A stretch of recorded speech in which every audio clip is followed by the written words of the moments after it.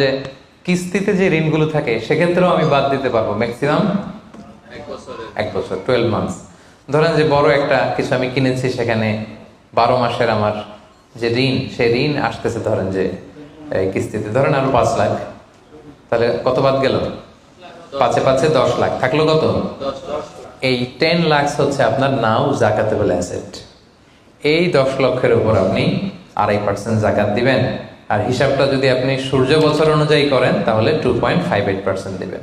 সহজ হয়ে গেছে না মোটামুটি? হ্যাঁ, মোটামুটি সহজ হয়েছে না? এরপর এক একজনের এক এক ধরনের বিজনেস, এক এক ধরনের কোশ্চেন থাকবে।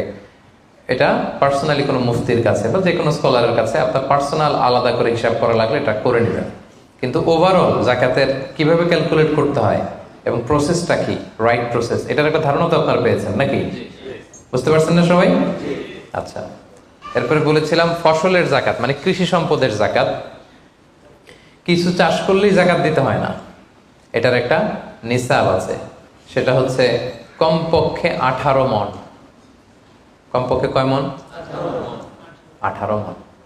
কমপক্ষে 18 মণ হইলে ফসলের জাকাত দিতে। আল্লাহ বলেন, ইয়া আইয়ুহাল্লাযীনা আমানু আনফিকু মিন তাইয়্যিবাতি মা কাসাবতুম ওয়া মিম্মা আখরাজনা লাকুম মিনাল আরদ। জমিন থেকে যেটা উৎপন্ন করে দেই এটাও আল্লাহর রাস্তায় দান করো। ওয়া আতু হাক্কাহু ইয়াওমা হাসাদি, যেদিন ফসল হারভেস্টিং করে ঘরে তুলবেন ওই দিনই জাকাত দিতে হবে। মজার ব্যাপার হচ্ছে ফসলের ক্ষেত্রে বা কৃষিজ পণ্যের ক্ষেত্রে কিন্তু 1 বছর অপেক্ষা করা লাগে না। এর আগে টাকা পয়সা, স্বর্ণালঙ্কার এগুলো 1 বছর আছে কিনা দেখতে হয়। কিন্তু যারা কৃষি কাজ করে ফসলের ক্ষেত্রে 1 বছর তো 1 বছর নাই, ফসল যেদিন কাটবেন ওই দিনই ফসলের জাকাত। তো ফসলের জাকাতের জন্য 1 বছর ওয়েট করা লাগে না। তো আপনি নিজে ধরেন ধান খাওয়ার জন্য আপনি ফসল করছেন 10 মণ, ওটার জাকাত দেওয়া লাগবে? বুঝে থাকলে উত্তর দেন। 10 মণ ধান আমি করেছি, কেন লাগবে না? 18 মণ হয় নাই। দেখেন শরীয়ত কত সুন্দর, কিছু আপনি করলেই জাকাত দিতে বলে নাই।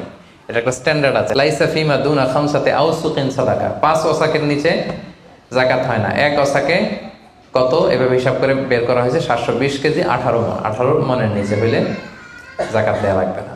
আর একটা ব্যাপার হচ্ছে যে কোনো ফসলে জাকাত হয় না যে ফসলগুলোকে গুদামজাত করা যায়। পচনশীল যদি হয় হবে না। যেমন আম রাখা যায়, কলা রাখা যায়, পেঁপে রাখা যায়, শাকসবজি রাখা যায়। রাখা যাবে হচ্ছে চাল, ডাল, গম, ভুট্টা, খেজুর, এগুলা গুদামজাত যদি করা যায়, ওগুলো যদি 18 মণ হয় তাহলে আপনি জাকাত দিবেন। তো জামের চাষ যারা করে তারা কি মোটেও দিবে না জাকাতের কোনো কিছু থাকবে না? হ্যাঁ থাকবে। তাদের হচ্ছে উরুদুত যারা ব্যবসার হিসাবে, ওই যে হিসাব করবে যেদিন, ওই দিন দেখবে যে আজকে আমার বিক্রি করার মতো কয় খাঁচি আম আছে, 40 খাঁচি আছে।